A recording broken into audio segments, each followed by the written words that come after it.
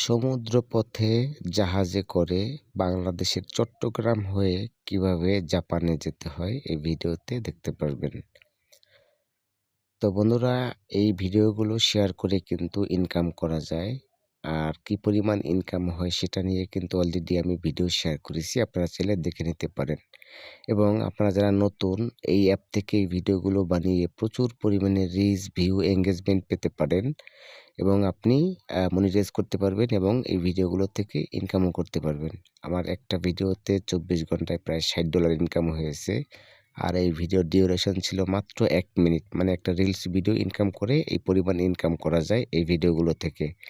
তো আপনারা চাইলে সেই ভিডিওটা দেখে নিতে পারেন। আমার শেয়ার করা আছে আমার এই পেজের মধ্যে। আর আপনারা যদি নতুন হয়ে থাকেন অবশ্যই আমার পেজটা ফলো করে রাখবেন আর ভিডিওটা অবশ্যই শেয়ার দিয়ে দিবেন।